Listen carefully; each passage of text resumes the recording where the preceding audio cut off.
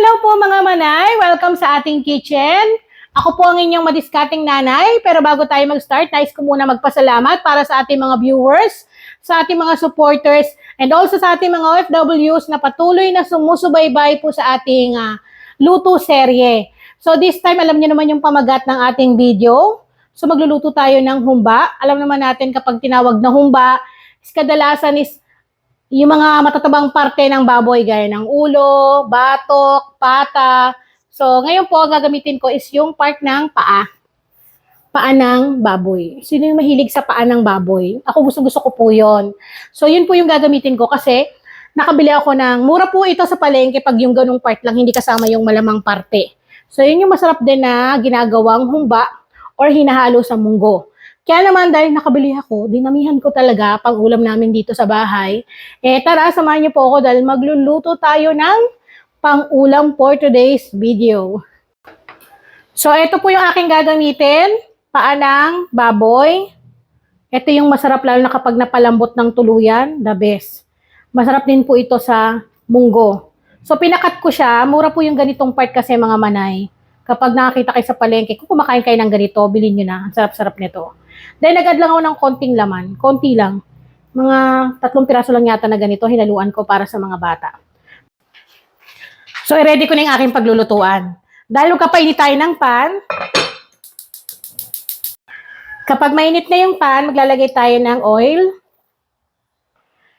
Then, additional na pampalasa. Maglagay po kayo ng butter. Pero po, ito ay optional. Pero try nyo po, napakasarap.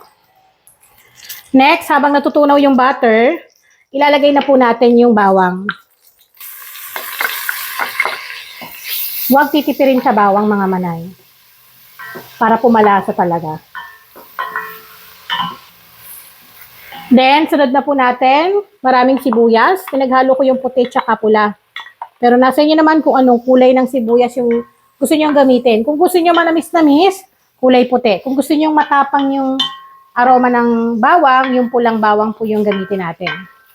Then sa dami, kayo din naman po yung masusunod. So, isatay lang po natin to hanggang maging translucent at lumabas yung aroma ng ating ginigisa. Kapag ganito na, lanta na yung sibuyas, pwede na natin ilagay yung karne. Ang sarap nito. Lalo na kapag napalambot po talaga ng tuluyan. Yung ganitong ulam, pwedeng-pwede nyo po itong i-stock. Lalo na kung hindi kayo madalas magluto. Yung ganito, kapag isang luto lang, tapos lagay nyo lang sa tub, initin kapag kakainin. Kasi habang tumatagal po ito, mas lalong sumasarap. Haluin po natin.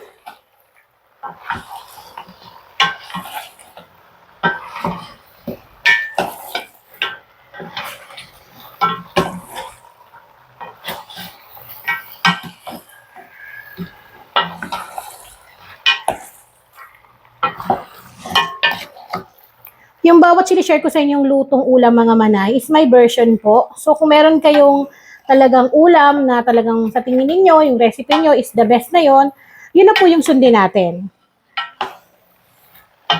Kasi ako lalagyan ko lang ng twist para, ay mas masarap pala kapag ganon. So yun po yung itry natin. Sinishare ko lang po sa inyo para pwede nyo rin po itry. Malay nyo, magustuhan nyo. Di, pwede nyo rin po i-share dun sa mga kakilala ninyo. Then, hayaan po muna natin yan. Tatakpan natin.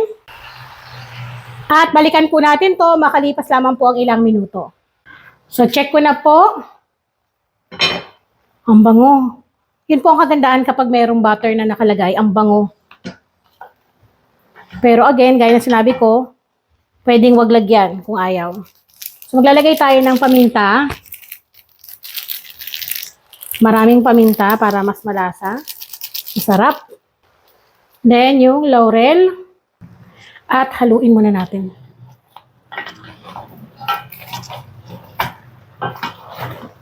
Para pantay yung pagkakaluto. So, palalambutin natin to ng matagal. Kung meron kayong pressure cooker, mas mainam para mabilis nyo pong mapalambot. Pero sa ganitong luto kasi, masarap po talaga kapag dahan-dahan siya napapalambot. Kasi lumalabas po talaga yung hinamnam ng karne.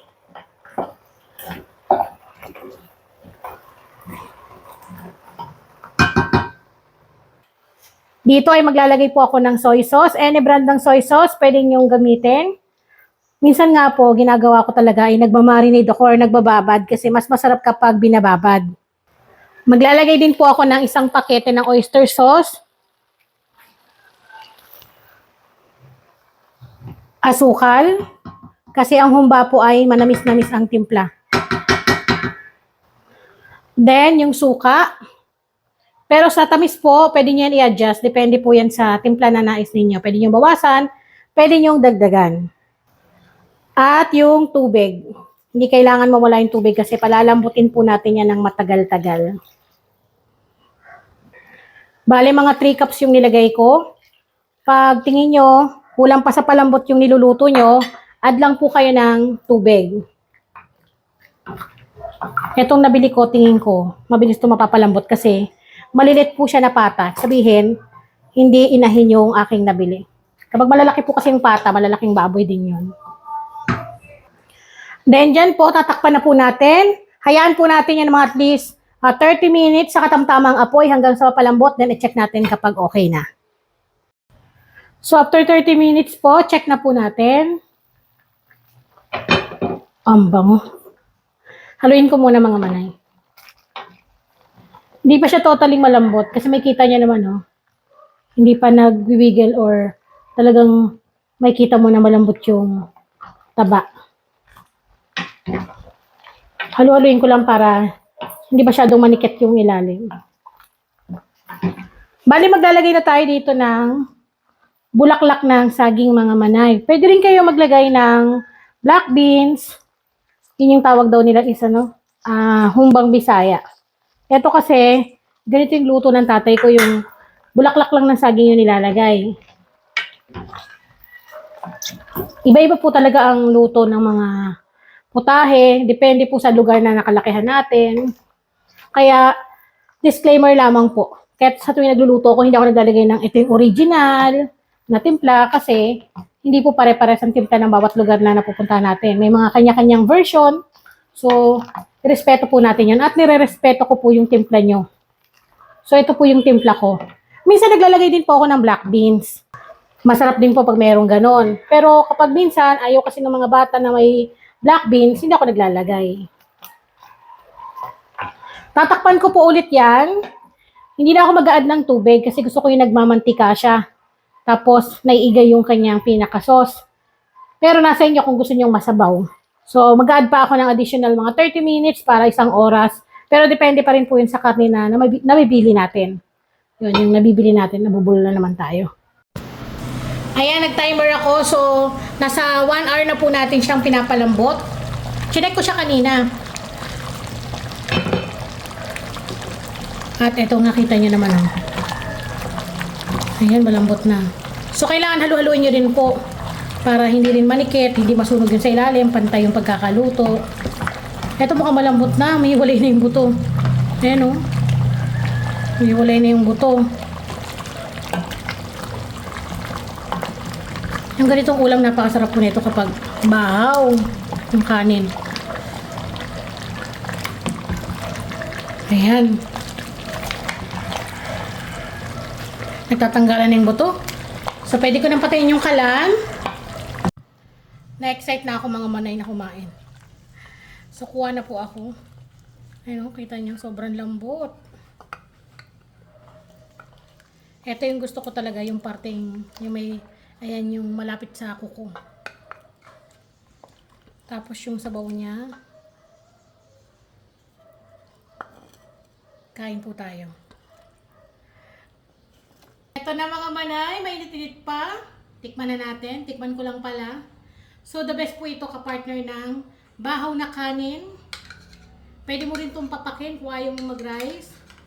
Yung timpla neto, nagpapalo yung alat, tamis, asim. Kasi ganoon naman talaga yung timpla ng humba.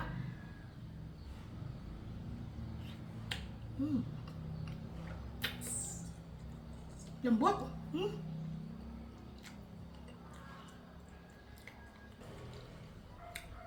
Ganito yung masarap na ulam. Yung humba naman po mga manay yan eh. Para din siyang adobo. Meron nga lang siyang bulaklak ng saging. Pero kung di kayo kumakain na ito, okay lang din naman. Huwag nyo na itry, lalo doon sa mga nagka-take na dyan ng ano tawag dito? Yung losartan, wag na. The best ito. Ganyan. Ito yung taba na masarap.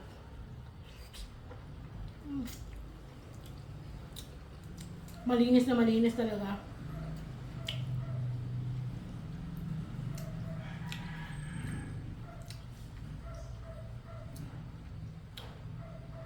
Masisip-sip mo talaga dahil kapit yung timpla hanggang dun sa pinakabuto niya. So mga manay, muli ako ang inyong madiskating nanay. Maraming salamat po sa inyong lahat kasi gusto ko nang kumain.